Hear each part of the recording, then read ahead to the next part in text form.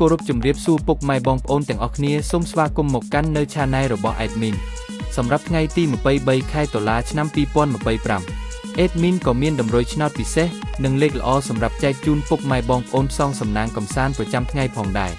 ជាដំបូងសូមពុកម៉ែបងប្អូនជួយចុច like និងជាវរូបសញ្ញាកណ្ដឹងឲ្យ Admin ម្នាក់មួយផងដើម្បីនឹងទទួលបានវីដេអូថ្មីក្នុងទូរស័ព្ទដៃពុកម៉ែបងប្អូនពុកម៉ែបងប្អូននឹងមានភាពងាយស្រួលក្នុងការតាមដាននៅតម្រុយឆ្នោតយួនជារៀងរាល់ថ្ងៃផងដែរកុំឲ្យខាត់ពេលពុកម៉ែបងប្អូនយូរសូមពុកម៉ែបងប្អូនចូលមកកាន់នៅតម្រុយឆ្នោតយួនយើងវិញសម្រាប់ម៉ោង 4:30 នាទីនិងម៉ោង 6:30 នាទី Admin មានតម្រុយឆ្នោតយួនល្អសម្រាប់ចែកជូនពុកម៉ែបងប្អូនយកទៅផ្សងសំណាងនៅថ្ងៃនេះសម្រាប់លេខតូចពីរលេខគឺ Admin មានលេខ43 47 62 68សម្រាប់លេខពិសេស3លេខវិញ Admin មានលេខធំ3លេខគឺលេខ037គុណ467គុណ